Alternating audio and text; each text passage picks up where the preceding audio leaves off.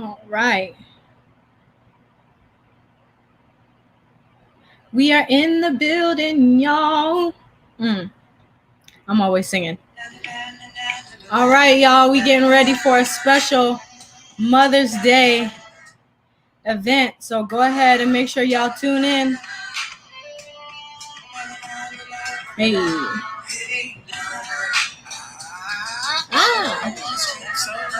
La la la la la.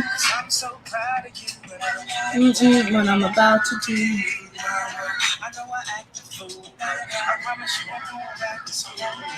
Hey. Hey. Hey. Hey. I wanna tell the whole world about a friend of mine. This little light of mine, I'm finna let it shine. I'm finna take y'all back to the better times. I'm finna talk about my mama if y'all are mine. I was 3 years old when you and I moved to the shop. Late December, harsh winter, give me a cold. That was good for my soul. Just to keep on the lights, hey. So I can keep on my bike. Hey, mama. And I love you for that, mama. Can't you see? Hey. I don't know this part. No more. Hey. Y'all, come on in. We getting ready for a Mother's Day live of the Melanin Alert Podcast. So make sure if you're in here, go ahead and share to a friend. Share to your cousins, your aunties. Get your mama up in here because we about to get it popping. I got a special guest, the one and only, my mama. She going to be up in here in a few minutes. So before I bring her on, y'all go ahead and make sure that y'all share this video. Like I said, we're going to get it popping for Mother's Day. Box of chocolate. How y'all doing? Hey, Aunt Teresa. My Aunt Teresa is up in here, y'all. Hey.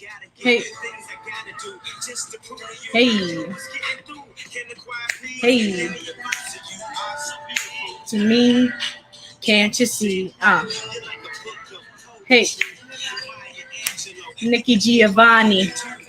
And there's my mommy. Hey. I'm so excited for Mother's Day. Like, oh my God. Aunt Teresa, how you doing today? What you up to out there in the NC? We're going to get started in a few minutes, y'all. Go ahead and make sure y'all share this video. Enjoy the Kanye.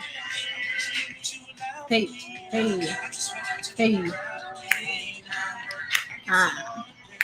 All right. The song is extra long. What's up, y'all? We're getting ready to get started in just a few moments. Hey, Aunt Teresa.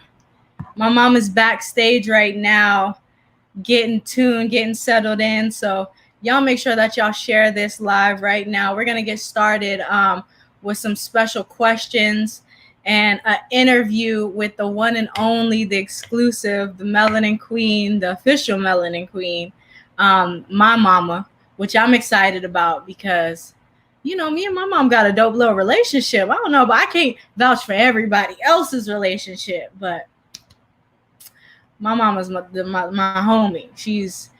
She's definitely my best friend. So we're going to get started in just a few minutes. But in the meantime, let's drop another track. I'm going to get it done in we'll give it like a couple more minutes, let people come in. Aunt Teresa says she's fine. Okay. That's good. I'm glad to hear it. What song y'all want to hear? Let's do a Dear Mama. Hey. You are appreciated. To all the women out there, you are appreciated. To my mother, you are appreciated. Hey. Kicked out on the streets. Hey. I never thought I'd see your face. That could take my mama's place. I was a fool with the big boys. I shed tears with my baby sisters. We was caught in all the little kids. Hey. Isn't it so crazy? Like, the strength that women have is just absolutely incredible. Like thinking and listening to this song, I think about y'all. I mean, if y'all know already, I'm not a mother as of yet. Definitely down the line. I hope to have kids one day, but just listening to that Tupac song, I'd be like, "Ooh, mothers go through a lot, like a lot." Their list has never ending, especially as most of y'all know during this whole COVID-19. The mothers had to be the teacher, the cook, the wife, all of these things. So it's just so crazy that we get this moment to really just celebrate our moms. Hey. Again, we're gonna get started in just a few minutes. Hey, shout out to all the mothers in the building. It was there. Hey, shout out to all the mothers. I'm gonna bring my mom on in a few seconds. Hey, looking for her. She was gone. Hey, all right. So let's get it popping. So what's up, y'all? What's up? If you're just tuning in, my name is Naika Owens. I am the CEO of Melanin Marketing and Communications, as well as Melanin Sweets. I mean, the whole Melanin brand is just fire. So I am glad to be here today because I'm excited. We're actually going to have an exclusive interview. Today, I thought that it would be so dope to actually interview my mother, like in the midst of Mother's Day. I don't know why I keep wanting to say Valentine's Day, but in the midst of Mother's Day, post COVID-19, I just felt like it was really dope to actually connect with the ones that we love. And you know what I'm gonna do is my mom's texting me talking about she can't see me. I ain't put you on yet. So yes, I thought it was just really dope to actually, instead of having an exclusive special guest this week, I bring on a special guest that's dear to me, which is my mom. So I'm going to waste no more time. I'm going to bring on the queen of my life, the melanin queen herself, Miss Lauria Owens. Welcome, mama in the building. What's Hi. up? How you doing? I'm doing good. That's really good to hear. Hey, Mom. Hi, baby. And I would like to wish everyone an early happy Mother's Day. Look at you. And early happy Mother's Day to you. Yay. Thank you. Where's my gift? It's coming. It's coming. It's coming. Okay. I'll pump my brakes. Right. And we ain't even gotten to the day yet, and you already talking about some where's your gift. Lord, this is what I got to look forward to. I know. But yes, Mom, I'm super happy to actually have you on my podcast, especially because it is the second episode and just so happens to fall in line with Mother's Day. So why not have the Melanin Queen herself, right? Yay. So I wanted to get started and just kind of, let's be honest. We've been talking for like the last hour before y'all even knew about it. We were back here just chatting it up like we always do because, I talk to my mama at least 3-4 times a day sometimes, because she's just my go-to girl. So we was chopping it up and having a good little conversation. And I'm glad to, I feel like this is like our regular, not like I'm trying not to say certain things because I'm like, okay, we on a podcast, you feel me? Like, certain people can see this, but I just wanted to have an exclusive interview with you and really get to know you as my mom, let the people get to know you as my mother and just as an incredible, phenomenal Black woman, a woman in general, a mother, a queen, a OG. So Yay. I want to get started and talk about let's get into how it was with you and your parents before we get into me and you and our relationship. So tell me about the relationship with your parents. How was that like? Well, my father was a trip. he thought he was just as young as me. And my older sister, my mom, that was our rock. She's the rock of everybody. It was like we call her, be like, "Mom, what you doing?" Or if she didn't call, we didn't call her. The first thing she would say is, "What's the problem? What part of that don't look right?" So anytime we had issues, or we just needed to vent, we'd call mom. Like, "Mom, what's going on? Let me tell you what happened." And she always made it to the point that we were accessible to her. And even though she was opinionated, don't get me wrong, we knew that, we would definitely be able to call mom and be like, you know, let me tell you what happened to my day. So, it was definitely um, a joy. Oh, And we missed her so much. It's like every day, it's like I want to pick up the phone and just call my mom and be like, "Mom, let me tell you what happened." You know, but she's passed on, but we definitely had a good relationship. We bumped heads. Don't get me wrong. She bumped heads with all her daughters. But we knew that she did that in love. It was the love for us, and she made us strong, very independent women. Like, you better work it out. You better figure it out before you ask anybody else. Hey, it's just, I think I definitely got that from y'all for sure. Um, Right. Now you said that grandpa was a trip. Why was he a trip? Because he thought that he thought that he was the OG.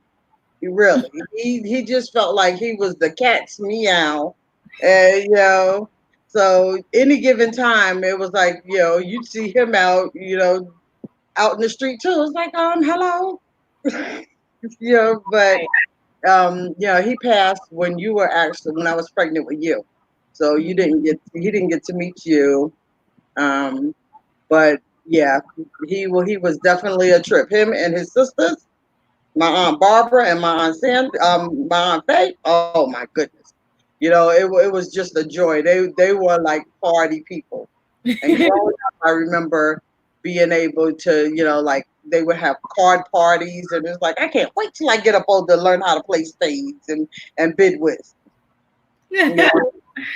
Yeah, I remember that. I definitely, because that was like an exclusive thing for one, any of the kids.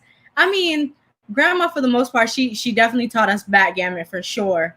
And I think being around everybody, you kind of picked up on the whole spades. Mhm. But yeah, that was like an exclusive thing, and I couldn't wait to get old enough to play on them games. I mean, I couldn't wait. It was like an exclusive thing. Right. Regina is in the building. She says, "Hello, beautiful, Hi, great." Gina. So yes, that's so cool to see that you had like a dope relationship with, your mom and your dad, and And you know what? Growing up, we didn't have much, but we would play name that tune. She would take the Gong Show. She Mhm. would sit down and beat us terribly in jacks. And she didn't play. It was like, just because you was a kid. Oh no, No mercy. bring your A game. That was the only way you was gonna beat her. Even in backgammon, she would hit you. It was like, oh my goodness, why? Yeah, Because you need to be protected. right. That was like she was always trying to prove you a like a life lesson in one of these games. Yeah, Yeah, definitely. she ain't show you no mercy on the table. She would run up a Boston on you in a heartbeat and wouldn't bat an They would eye. talk mess. They would talk pure mess. Yes. So now that we talked about some of the cool moments, and you said that you bumped heads when it came down to you and grandma. So what's like the most trouble that you've ever gotten in? Mm. I was I didn't get into too much trouble. I was the middle child, the middle Mhm. daughter. So I pretty much learned from my sister Joanne and my sister Marina, the one that was over me and right up under me. So Mhm. I tried not to get into too much trouble. The only trouble I think I really got into trouble when I decided I was going the first year or two in high school, I decided I wanted to cut school. And the only reason I got caught was because I wanted to take and call my god sister's school and tell them that her sister's calling in for her because she was sick. Dumb me didn't think that, okay, on record, she ain't got no sister. I'm just the god sister. Well, honey, please. Martha Jane almost beat me senseless. But that was like the most trouble I was pretty much the quiet one. I Mm, didn't start getting out of my shell really until I got up older. okay. Yeah, that's because you had, two older sisters, and then Aunt Marina Yeah. just being the one who, for the most part, got into the most trouble. Oh man. She You saved really, me plenty of times though. We would both be in trouble, but I was like, don't you tell on me. oh, that is so awesome. I wish you would have gave me. I wish you would have gave me a sibling They so that tortured me. I could be. No, we gonna talk about that. We gonna talk about that. But who was the first person that you actually told that you was pregnant with me? Your auntie Gail, your godmother. We actually we were cleaning up the house and we were moving furniture around. Mm, And after we had moved furniture around, I was like, oh my goodness, my back is hurting, but it kept hurting. So I was like, I need to go to the emergency room to find out what's going on. mhm. Because I was like, this is not right. Man, I sat there and waited. They were like, is there a possibility you could be pregnant? Oh no, not me. Not me. So they done took the they done took the urine test, and then they took x-rays and stuff. So when it came back, they were like, oh, we got some good news and some bad news. The good news is, no, the bad news is that you just pulled a little muscle in your back. The good news is you're pregnant. Me? No, no, not me. Not me. I was like, I need a blood test. Why are you so shocked? You know what? I don't know. Because you was partying. Yeah, I was partying. It was time, it was really time for me to slow down. But I was like, I was in my prime. I was going to school. I was in college, and I was partying hard in the Jamaican club. You Mm. know, even though I was dealing with your daddy, I was still partying. It was like, yay! No. For the longest, I thought that you were the Jamaican parent because like you were the one that was putting me on to all like the Jamaican music, like all my Jamaican culture and stuff. So that was really dope. But yeah, that's funny. So now that we talked about the first person, you mentioned earlier because you was getting ready to go into it about how they tortured you. Why you ain't give me no siblings? I've been asking for 20, almost 28 years. I mean, well, not 28 because I now I, gave you siblings. You got a whole bunch of god sisters and brothers, and you had dolls. We would Cabbage Patch. We'd adopt them. You would name them, but I was like, oh no. The whole pregnancy was cool. I didn't have really no morning sickness, no nothing. But the day I was going through a childbearing center, and it was the like 2 days before your aunt Marina took me shopping on Fordham Road, to get you some clothes and stuff because we didn't have a baby shower yet for you, but I was still picking up stuff. Well, she Mhm. took and made a U-turn in the middle of the street and hit a car, No. and, just tapped it. And the guy came out, was like, "Look what that mirror says. Read it. It says the objects in the mirror are closer than they seem." And he was all like this, and I was rolling because it was just a little tap. But I guess it took and put you in shock. I didn't realize that how much it, probably affected, the baby. So Mhm. when I went to the childbearing center, they were like, "Oh no, she's in stress." Your godmother said that you just didn't want to fight to come into this world. You just wanted to take and have the easy way out. Man. But I went to for a day and a half. They had me in the hallway of the emergency room. I mean, in the hospital, uh, uh, with this monitor on your head, and I'm sitting there like, okay, what's going on? So this is like all day. So the Mm-hmm. next day, I'm like hungry. I'm like, okay, I need to go downstairs and eat. My mom was like, let me take you. We were in the Bronx. She was like, let me take you and bring you up to Yonkers. I was like, no, they said she is stressed. I ain't going nowhere. I had to unplug me. I went downstairs and ate, came back upstairs. And then later on that night, they decided they're going to induce labor. I was like, oh my goodness. No, they're not. I mean, and it wasn't bad, but I had everybody terrified to have babies because I was like, they're torturing me. Oh my goodness. It seemed like it was on a Saturday and the cartoon seemed like that they were mocking me. I was like, oh, the little IV that they had hooked up to me, I done bent that. I was like, oh my goodness, I never wanted to go through that. So it was like after they done took and induced labor, all of the rooms were filled. And then I still had to wait for emergency room now they're gonna give me a C-section. Man, when I had you, I was like, no, that's okay. I ain't having no more baby. I was like, I'm sorry they tortured me. And normally people say like when they torture me, oh, it's just a joke. That That wasn't no joke. It's been 28 years and it feel like it was yesterday. is a shame, Ma, because I swear I always wanted. I mean, I do have siblings. Shout out to my brothers, Damien and Raw, and who gave me beautiful, beautiful babies, beautiful baby nephews. But like when it came down to you, I was your only child. So I and my brothers were 10 plus years older than me, both of them. So Right, and in Jamaica, so it wasn't like that you grew up with them. You talked to them on the phone, and but as far as being there, but you had Serena, you had AJ, you had Francia. Even though she was your god sister, you still had her, your nephews and nieces. I was like, you had a whole lot of people in your circle, you know. Aunt Nisi, you had her kids, so you had kids around you.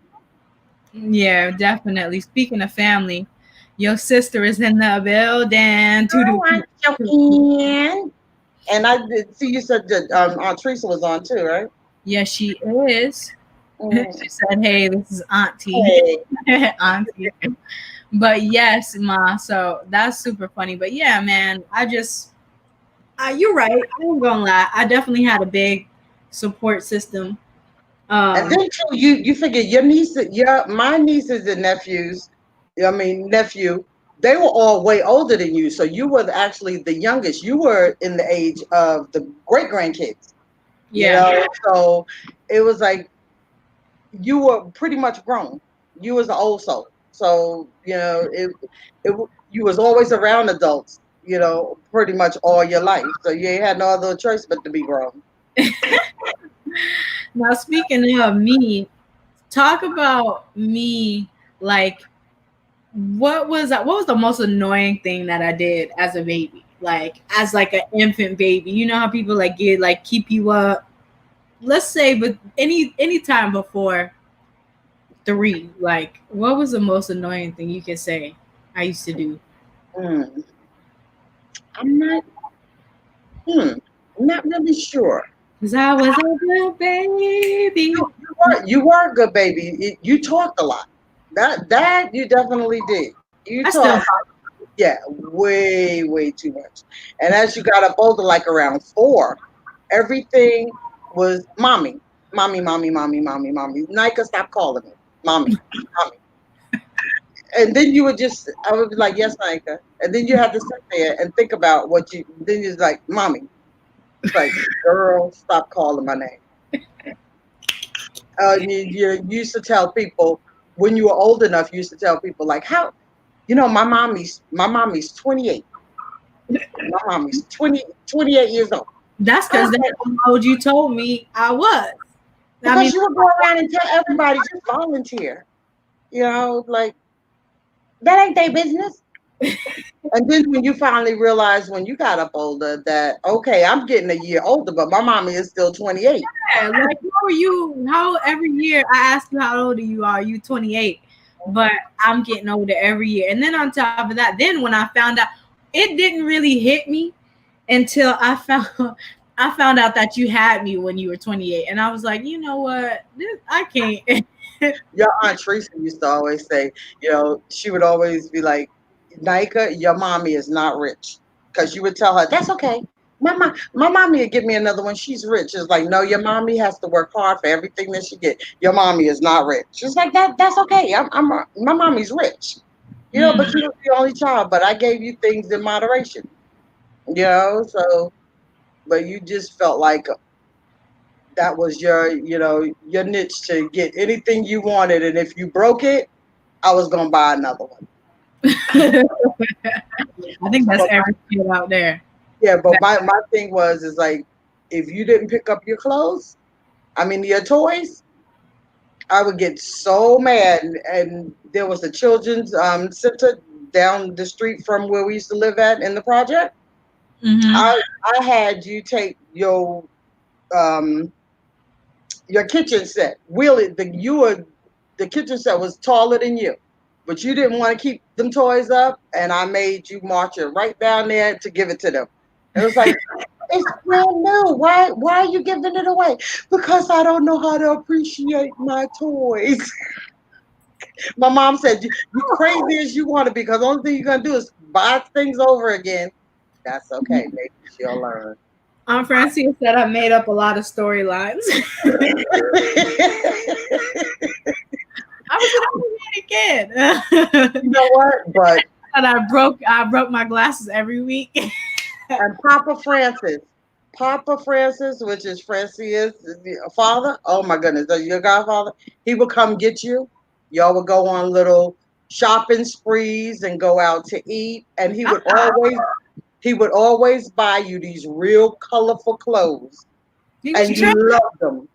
Everything was beautiful. Teresa was like, "Where you going with them funny colors?" It was like, "It's beautiful." That was my inner island girl, and I didn't know. Like, you know Right, what I'm saying? Because he was so trendy. It was so funny. But yeah, like Uncle Papa Francis used to come pick me up from right. the job, and I used to be like, as soon as he would walk in the door, I would be so excited. I would be like, "Oh my god, I'm about to get up out of here!" Right, we getting ready to go shopping.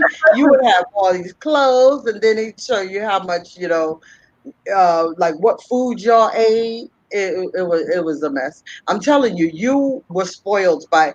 When I say I had a village of people to help, take and keep you and get you off my hands when I needed a break. But don't get it wrong. Soon as if I went out and partied, as soon as I woke up, I'm coming to get my baby. It's like, well, why can't you say? I need her right now. Yeah, I mean, I guess you tapped on what I was like as a child. So for the most part, it sounds like I was a very interesting it kid. was a setup. Huh? It was a setup for the What? teenage years. Ooh, Why? girl, you was good. Boy, them early teenage years, boy, you put me through it. Mm, The early teenage. yeah, Yeah, we gonna middle talk about it. school, middle school, How? Nika.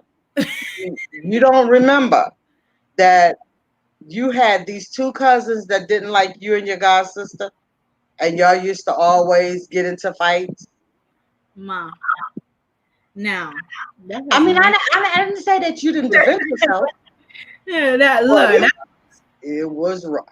And girl. then you went through depression and this, so it's like one thing or another. It was like, but you had cheerleading and you coached, so that pretty much offset a lot of that. But your biggest problem that you had was in school.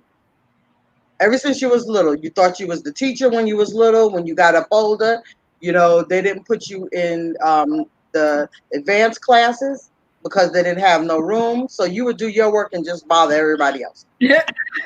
I mean, look, I was bored. It's like, hello, y'all got to entertain a child. I mean, Right. what is there else to do? So, talk about the funniest thing I ever did, either whether I did it or said it as a child.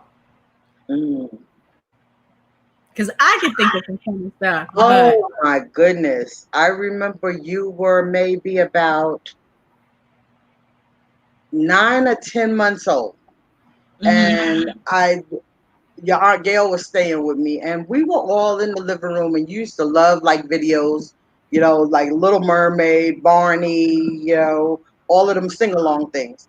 And you were sitting down, and we were looking at the video, one of them with you, and all of a sudden, your Aunt Gail passed gas, and it was like really loud.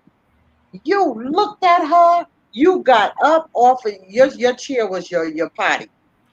So you got off that potty and you ran into the room and you got a pamper and you came out and you threw it at her and said, "Here." We thought that that was the funniest thing because I guess she said she had to take it, have an accident. But that was the funniest thing ever. You I, well, know, I was tall, so I could imagine. right? She was 6 feet. Kind of sound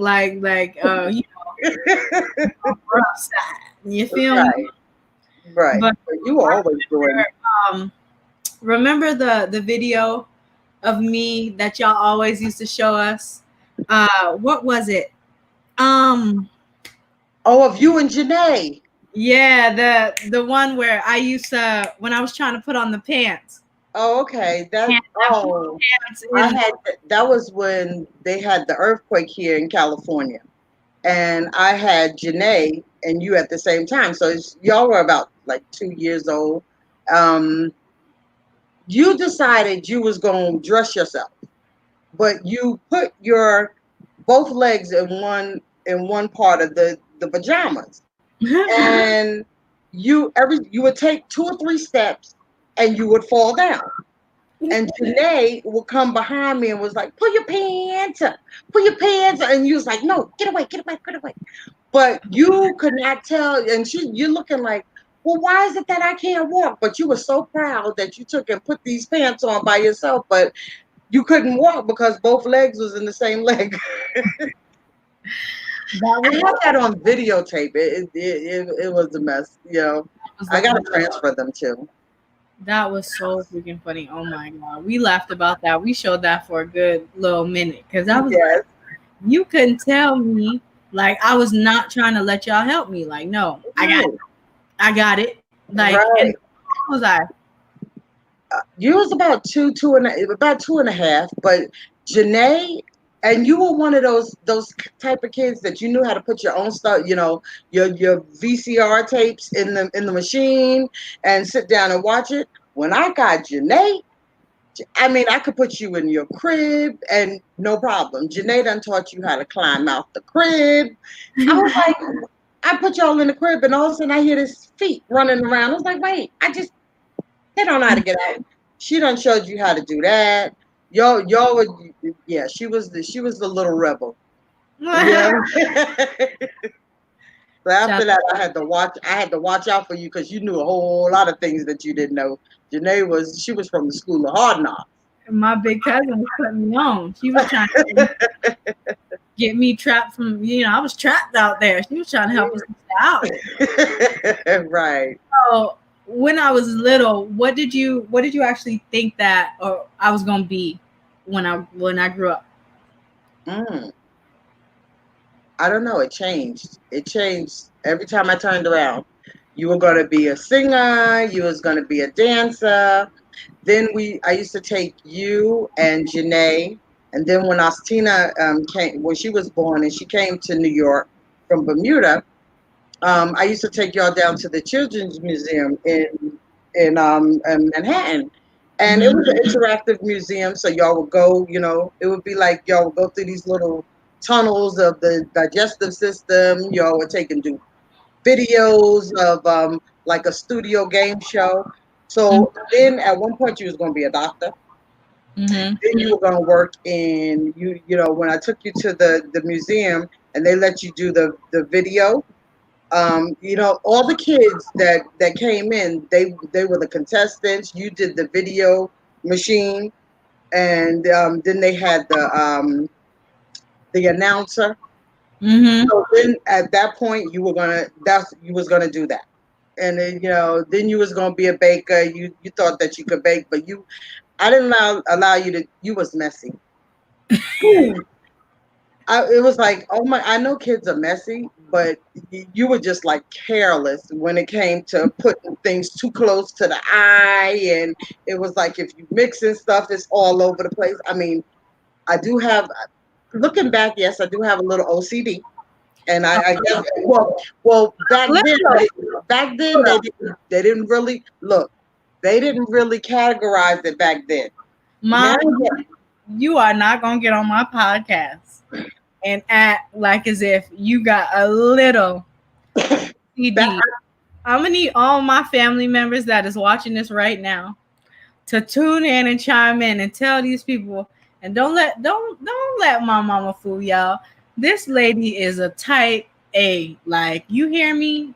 with all OC. of it runs in the family. All Teresa, I got it from her. Joanne, Aunt Alice, Oh, they all, but I'm saying back then they didn't have OCD or they didn't categorize it then. They just started putting names to stuff after a couple of years. So mm, I do realize that I do get a little cuckoo for Cocoa Puffs every now and then. a little. Okay, we're gonna go to the next question. So, what age of mine did you hate experiencing the most? Oh, between like 13 and about 13 and 15. That's when you were going through a lot of identity crisis, and you were mad at me for the most part because I took and moved you to California. Yep, And without letting me know. I it was for the best. I mean, you got great opportunities, but my thing is that when we were in Florida, the job, decided that, I worked in a check cashing place. I couldn't take in, you know, leave out of the place. And, I was staying with my best friend at the time. And I was like, oh, Janae, well, Kima had brought, your cousin Kima had brought it to my attention. It's like, well, Janae and Nika are the two closest ones, and you're only 4 months apart.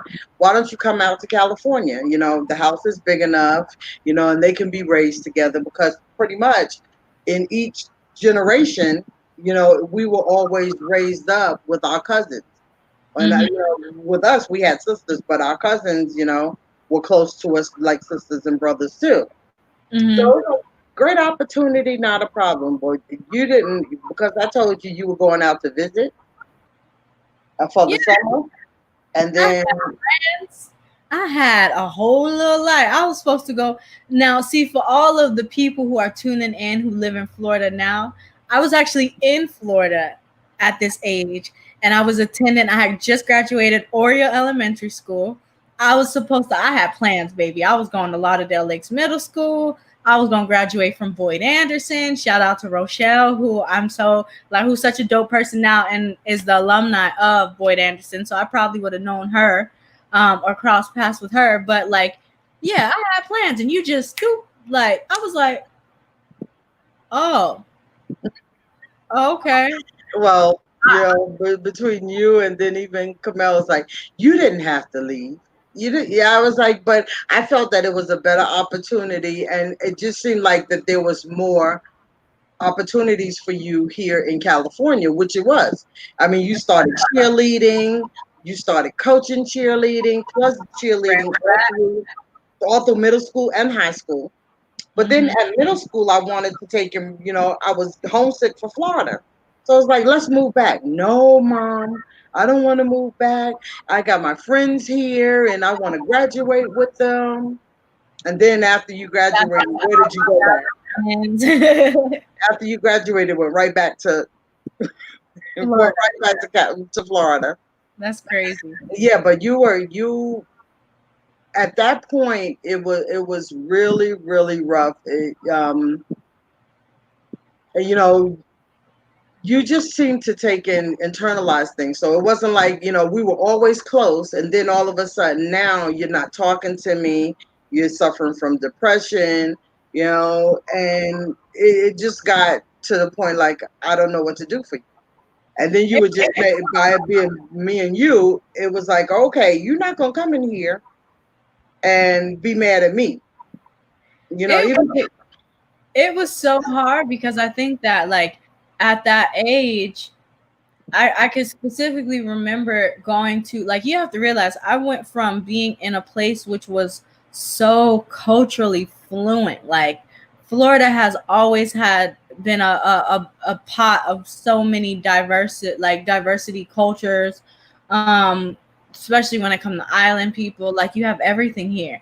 And then you go to California and you're like one of five black people. Like you know what I'm saying? well, And it was like I think I was struggling because I was trying that I had lost my hair. Like remember I had lost my hair right. again. Perm. Well, that's because you wanted to put perms in it and your hair can't take it. But the thing is that once you got here, I realized that there were certain things that the reason I moved you out of Florida from New York to Florida was the same more or less reasons that I moved you from Florida to California. It was like you were ghetto fabulous. Kima, they used to drive Kima, my niece, crazy. She was like, I have no problem with you being Fab. fabulous. I have a problem with you being ghetto. And Uh, that will not be. And yeah, there was, no, there wasn't that many. You interacted with, different, black people and stuff when it came to, cheerleading and stuff, but it was diverse there. It's just that like around where we lived at, there wasn't, y'all were pretty much the only black on the block. yeah, in the valley, you're one of black people. So it's like hard to differentiate. I mean, it's just hard. But Aunt Joanne was like, what she said, it has different cultures. It's just, yeah, she said it wasn't a lot of African Americans where we live. So Right. it was really hard being a black girl trying to like on the cheer team, not knowing how to do your hair. Like, and then having braids all the time, which was cool, like, but then you seen everybody else who has their hair out and you're like, damn, I can't do that. Like, yeah, it definitely was me trying to figure out who I was as Mhm. and moving Right. so like, But Aunt Joanne hooked you up. oh, Cause I was saying that the hair you salon all day until I had right. three. Because as soon as but in different aspects, because as soon as you came here in the summer, 2 or 3 days later, she done found out we done had you in cheerleading. Toward the end of the summer, we going to Vegas because you had cheerleading, the competition. So and then it definitely helped, with the braids and your auntie being a hairstylist. It was Yeah, like the only one could manage that hair with when we first got there was Kima because she could only it was like ooh, it was thick. Yeah, and I understood that, but it was like you couldn't see at that point, but that was the better move for you, And I've always did these moves. I mean, we did major moves. We moved from New York to California to Florida. Florida, then from Florida to California. So it was like, but they always were. It was always in your best interest. I did everything always in the best interest of you. And I ain't gonna front. I will say that now being 28 or about to be 28, I can definitely say that those were the best decisions because moving to California was the best thing that ever happened to me. My life, like, I was such an active kid. I mean, I was active before, like, I feel like it taught me the best of both worlds. Florida gave me that sense of Southern hospitality, like getting to know your neighbor, hanging around with the kids and stuff. And Right. California gave me that well-roundedness of responsibility, being on a cheer team, coaching, running track, like, maximizing my time and really kind of like figuring out what I wanted to do in life. So that was pretty dope. Now, what age do you feel that we were the closest? I feel like we're pretty close, We're but up until, I'm telling you, up until you about like 13, we were really close. I mean, you started, becoming a teenager, going, having your own friends, but it still was like, okay, my mom is my best friend, and it was like, okay, just because I'm your best friend, I'm the one that you should fear, you know. So it was like, don't get it twisted, and my I think when we first moved to Florida, like during that time, because before I met Kamel, it was we did everything. We used to go play tennis. We used to find the tennis ball. People used to leave the raggedy tennis balls on the court, and we we would would just go collect them all. And we had tennis rackets. we would take them bad boys. Oh boy, Right. We that would take in, um, we would go to the library. We would have, I tried to do so many, even in New York, I tried to do things with you to, because you were the only child. Culturally, you used to go to museums, and um, I had you in karate, oh you yeah, know. So I I tried got to actually, because we lived in a project, I tried to make it where, you are not a product of your environment. So you mm, were well cultured, and even when going to Florida, it was like, oh, we went all, and then 2 and 3 times out of a week, we was at the beach. oh That's how I met my best friend. She was the bus driver, Kamel, going on the bus. You boy, know, that's probably why I'm such a beach baby now. Like I love just being in right. my water because we used to do that all the time. Exactly. And then I had that time, to actually stay with you and get you settled when we first moved down there before I went to work. Mm, So, by the time that I started going to work, we had the weekend, but, I had long days. So it brought us closer. Even we would have shopping days. Every Friday you would go shopping, with me, my best friend, sister girl Cabell and her daughter. We'd go shopping, then y'all we'd go out to lunch, get or, your house with the extra cherries because your girl gotta have the at the extra banana cherries. boats. Shout out to everybody. Shout out to South Florida if you know what the banana boat is. Anybody in Florida, that's when we were back here. I used to live back here in Florida, Fort Yeah, Lauderdale, during the banana boat days. right. And you and Keita and Brady, y'all would have the people on the block. Everybody would come to our block. It was All the kids. it was cool kids. You want to hang out with cool kids. So So, talk about what do you think is my worst habit as my mom? um, get, shutting down. Yeah, that's a habit that, I mean, it's more or less to protect yourself, but it's like you hear, it's the culture of being a Jamaican and being an American and having two stubborn parents. Even though I'm more calmer, I got a little crazy, as you got up older, but but Both y'all would you agree. would take and just, it's like you knew you were right and nothing could tell you differently. And then if you didn't like it, you would just, okay, you're a yes a person to death, and be like, I'm still going to do what I want to do. And it's like, okay, I'm going to have to break her back. No,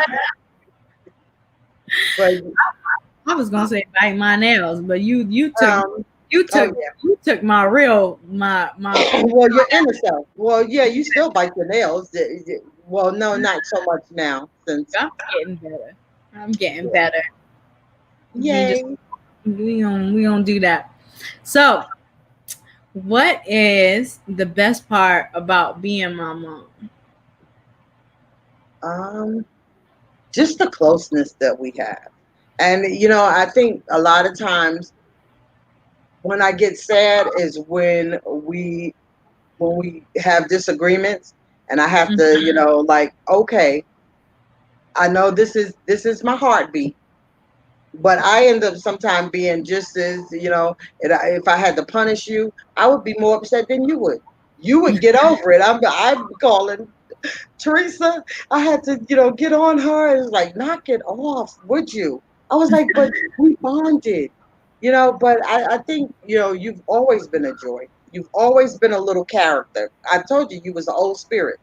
So you were just, you were my entertainment. And then as you got up older, it was like, you know, I was your biggest fan, and you had my attention. Whenever you would make videos, or like even when it came to being, when MySpace first came out, it was like this technology we had to move into. It was like, oh no, I need to be your friend.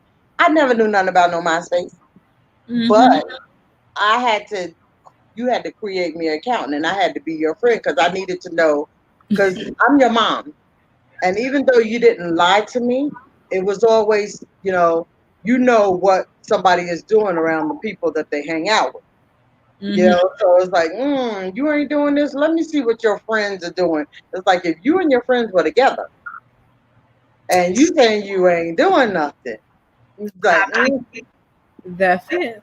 Okay. Shout outs to all those Japan parties and all those parties that we used to go to back in the day where we was out. Yeah, I mean, I wasn't out there shaking my butt, but my friend just so happened to be having a good time, and I was just yeah, like, the designated picture taker. right, exactly. Because if you're taking the pictures, you can't get caught. You feel me? Yeah, there was times that you go to the little 13. They would have different areas where they have 13 to 17-year-old parties, and you say, "Oh, my mama, trust me, we get to go to these parties. Me and Kathy would be in the car. It was like, okay, we dropped y'all off, but we right there. If anything pops off, we right there." And we got busted a couple of times, but Yeah, our friends would come in there and be like, "Yo, y'all parents outside. yeah, Y'all, but y'all the mamas in only the." the only thing that I think it was kind of hard is because you're my child, but then we're friends too. Mhm. So it was you took advantage of that a lot. Sure enough, do still do, but you know. But my thing is like, I would sit there and be like, okay, there's no such thing when people tell you you can't be a friend to your child. You can be a friend to your child because I want you to be able to come to me before you come to anybody else and tell them what's going on. Because I'm not going to steer you wrong. I just want to try to make sure that you don't fall through the mistakes that, well, not really me because I didn't really do so much when I was younger. But Right, in general. But I feel like mhm, our relationship, like it definitely wasn't perfect, but I definitely feel like our bond for sure. Like I felt like I could talk to my mom growing up more than like anybody else could talk to their mom. Or you already know you was the mom that everybody, you and I and Kathy was, everybody was at y'all houses because you were that mom. Like everybody knew y'all knew all our friends, and stuff. So but yeah, I just feel like our bond was super super cool. Like of course I felt like if I didn't want to tell you anything, it was because I didn't want to hurt your feeling, or not or because. I'm going to say no. Like, Mom, can you put it? It tickled me when you used to say, Mom, can you please give Right. me a slow yes And instead of a fast no? Because my thing is like, no, you're not going to do. East Coast and West Coast is totally different when it came to like raising. We know nothing about like kickbacks like that. I mean, growing up, we'd have people always over to our house when we was growing up, especially since I had two older sisters. and the places that we had, um, that had backyards and stuff. It was like, okay, not a problem. But it was like your friends would do certain things. It was like, no, you're not doing that. When you came to, your nose ring and no, mm-mm. Everybody else, you ain't everybody else. Mm. So I had to battle that with you. And it was like, that, I don't care what they do. You my child. Just like certain things, like they didn't care. They had no respect for people's furniture and no. Even though you lost your mind too, but I know not to sit on somebody's side of the couch. no. I can hear your voice now. Get your ass off the. Don't let me have to break your back. Because first of all, if you break it, I ain't got the money to pay for it. So and they're not gonna come to my house and do it. So why should I allow you to go to somebody else's? So that was like the biggest thing I think I had to worry about is like me being able to still have my own values and still let you have the freedom of dealing with your friends, but just know that you ain't gonna do things that outside of me not being there because I'm gonna hurt you. I'm going to embarrass you in front of all your friends if I see you do it. So I mean, it in one aspect, it's like, oh my goodness, your mom. I never was like really in your business like that because you always came and told me, pretty much like what's going on. So I didn't feel like I had to constantly like lurk over top of you, but Mhm. so for the most part, you just had your little bouts of craziness, Yeah. but Oh, it's part of growing up. yeah, little Owens and Reed blood, nothing new. So my last and final question before we wrap up this interview is: are you happy with the way that I turned out for the most part, as of up until this point, being about going on 28 years old? I mean, you've had some bumps along the way where things have happened to you that shouldn't happen to anybody. you Hmm. know but it seems like out of all of that adversity, even from little, you always bounce back, and I've had the support system of my family. Even though me and my sisters and my aunts and cousins, we're close. So, I've always had them to help me, you know, like talk to and, deal with me, Hmm. because they were single parents too, Right. at one point. So I didn't do this all by myself. But I found that when you got up older and you start, after each tragedy or thing that you went through, you picked yourself up. I am so in awe of just you being able to find your own lane, not so much as go behind. You never really was a follower, really, but you've always made your own little path. And I'm so happy that you've actually um, found melanin sweets, and then it was the melanin marketing. And I laughed because I was like, okay, you have that Jamaican blood in you. You have a million and one jobs. Every time I turn around, it's another job. But it makes you happy. It makes you happy, and I can't be more proud of the way you've become. You're not that stereotypical, young black girl that got into a whole lot of troubles, that have a million and one kids, that or you are behind a baby daddy. You've invested in yourself. So in the long run, it hasn't paid off, like you want to, but it's growing. Hmm. And I am so happy that I've actually been able to see your process. And, even though you get some bumps, it's like, ooh, okay. I love you. I love you for who you are, and able to give back too. because it's not like that you're selfish about who you are and how you got to where you are. You share it. So I pat on the back. I did do a good job with my village. With Shout my out, village.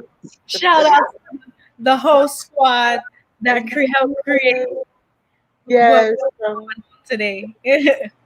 But yeah, no, I really think that everybody has their own like kind of circumstance. Everybody has their own story, but the dope thing about it is that I really feel like my family has helped me be the way that I am. Like, like y'all are always been so dope to me. Like, mom, me and your relationship have always been like this. And then the fact that like everybody was so open with me. I don't know if it was because I was the youngest of everybody, like, being my grandmother's youngest granddaughter, like, I mean, down to like I'm at the same age as the great grands and the grands. So, but yeah, like y'all really, that tribe really touched me, and I feel like all of y'all are a part of me, and you dope, girl. You know With the whole family. I love them to death. Even though I'm still the sanest one, your phone on vibrate. I thought I had it on vibrate. Oh, you know why? Because that's in the system. Sorry. Yeah, yeah. Listen, I be putting my mom on the tunes, okay? The reason why she be having them dope music is because of me. But I definitely need to update you because that's an old song.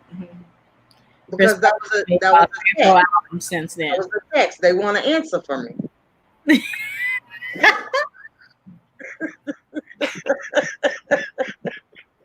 I got different tones for different things. I'm done. I'm done. But thank you, Mom, for coming on my podcast. Like I said, it's been super, super dope to actually have you here and to be able to share this with you because you my mama and it's Mother's Day. So like I said, I couldn't have thought of anybody else to do this week's actual live with other than you because I was like, oh, I'm praying that my mom would be down for this because I was nervous. I was really nervous, but then it's like we talk any other time. You know, hmm hopefully the audience didn't get too bored. But I am wishing all my family and my friends a happy Mother's Day, and I will be talking to you guys in the next couple of days, if not tonight. Definitely happy early mothers to all the mothers out there. John was saying Jamaican blood. I'm gonna show some of these comments. He said Jamaican blood when we were talking about the fact that you said that I always have jobs. You said that mom did an awesome job. Oh, thank And you. Francia said that Lauria, you did a great job. You did a great job, girl. And Okay. we're gonna definitely have to go visit. And the last time we went visiting around everybody else, it was like when you went through, your you know domestic violence thing. But we have to definitely go. The family reunion was good, but we got to go back to New York, just for a visit. You got to come back out to California. I know, I know. I gotta come. I definitely gotta come back to California because it's been a while. Everybody keep asking me. And New York, I gotta come back. Happy Mother's Day, Ronique. Everybody, yes, Ro. She was in the building. She said Happy Mother's Day, and she sent you some kisses. Uh, and also John said Happy Mother's Day to you too. Everybody's saying Happy Thank Mother's Day. you. Sandy, Hi, our Cindy. aunt from our Orlando family. And I The just spoke to AK last night. Oh yeah, Yeah. yeah, my sister from another mother, Oh, and Roy said really great oh, job. that's my son. Hey, son. So yeah, so listen, y'all. I just wanted to go ahead. Oh, and look, one more. Oh, Shatora's in the building. Hey, Chitora. Toot. But yes, And what you call it? Rose said definitely because we missed y'all the last time that y'all was out here. Listen, I don't Yes. want nothing from y'all because y'all be out here traveling to Miami and all that other stuff, and y'all don't pick up the phone to call nobody. Nobody. Time y'all come out here, we gonna it's gonna be me. It's gonna be me and y'all. Y'all hear me? We gonna Right. yes. All of us Owens has got to get together on that end. I know, definitely, for sure, for sure. But yes, again, you guys, this is the Melanin podcast, the Melanin Alert Podcast. We do this thing every Thursday at 6 p.m. Eastern time. So if you want to be a special guest or you want to sponsor us, you got something that you want to promote, you might want to do a demo, definitely hit us up in the emails at melaninmarketingandco.com at gmail.com. So that way we can go ahead and feature you guys because we love spotlighting local people in our community, local people around the U.S. because you know your girl be traveling. She from every part of the world. So you know, I can't just seclude it because I'd be like, damn, my New York people be filling out, my California people be feeling left out. So we got to make sure that everybody's included. So yes, if no matter where you are, if you want to be featured, hit us up. And I just want to go ahead and thank you, Mom, for coming up on this podcast. My You're welcome, girl baby. on the planet. And yes, tune in next Thursday. We'll have another special guest, John. Uh, hopefully, John is available. No, I'm joking. But yes, we're going to have another special guest next Thursday at 6 p.m. And in the meantime, I love y'all. Stay tuned. Be blessed and happy Mother's Day. Have a good one. Bye, my heartbeat. Bye, Love baby. you.